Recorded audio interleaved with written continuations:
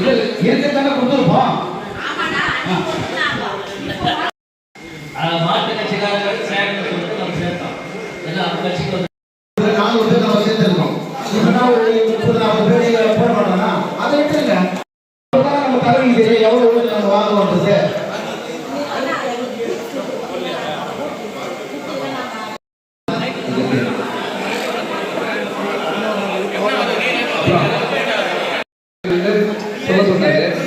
ஊராட்சி சார்ந்தா நம்ம ஈஸியா இருக்கும். கூட்டணி கட்சி அவங்களுடைய கூட்டணி அவங்களுடைய பேரு அவங்களுடைய வாங்கினாங்க. அதற்கு 100 வாங்கினாங்க. 133 732 ஓட்டு வந்து டிஎம்பி நம்ம வாங்கினோம். ஐஎன்பி 413 அதற்கு 251.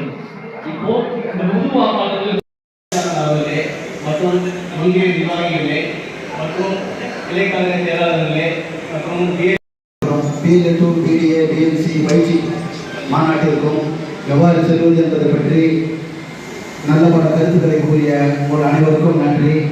இதில் நீங்கள் குறிப்பிட்டிருக்கீங்க, இதில் ஒவ்வொரு கட்சிக்கும் எப்படி நம்ம வாக்குகள் பிரிக்கிறது, ஏன்னா இப்போ வரப்போகிற எலெக்ஷன் எப்படி இருக்கணும் அப்படின்றத பற்றிலாம் நம்ம நிறைய டிஸ்கஸ் பண்ணோம், நிறைய கருத்து சொன்னீங்க.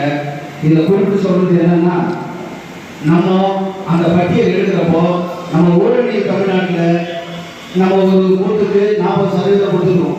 அதுக்கு வாக்கு குறையறதுக்கு வாய்ப்பு இல்லை.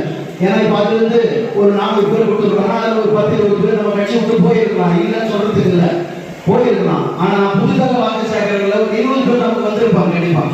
ஆகவே அதுக்கு குறையாம நம்மளுடைய பட்டியல் கொடுத்தா நல்லா இருக்கும்.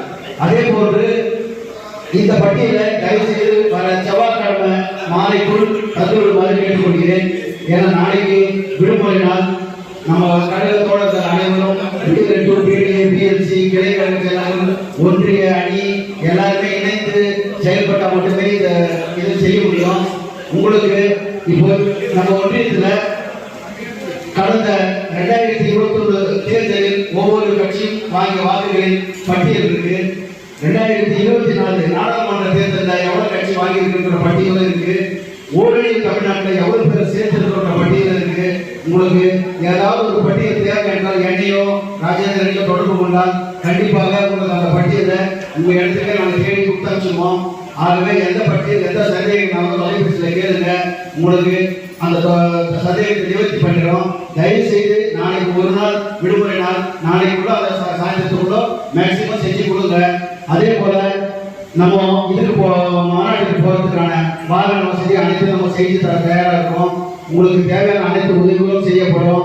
அதே போன்று அன்றைக்கு 12 மணிக்கு மாவட்ட கழக செயலாளர் உத்தரவு கேளுங்க.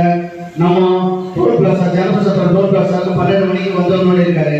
முன்ன நம்ம வந்து அங்கே நிகழ்ச்சி இருந்து வந்தா போல மாதவர் நம்ம சோழவரம் டோல் பிளாசாவில் எல்லாரும் வந்துட்டோம்னா அங்கிருந்து மாவட்டத்திற்கு பேசிட்டு அங்கிருந்து அப்படியே கிளம்பிடலாம். திருவண்ணாமலை மாநாட்டுக்கு போன மாதிரி தான். அதுக்கு நைட்டு 2-3 ஆயிடுச்சு நம்ம வர்றதுக்கு. இது ஒன்றும் பெரிய பிரச்சனை இல்லை. சென்னை தான் அது ஒரே போனமான நைட்டு ஒரு 9-10 மணிக்குள்ள வீட்டுக்கு வந்துடலாம். ஆகவே அனைத்து தோழர்களும் நிச்சயமாக கலந்து கொள்ள வேண்டும்.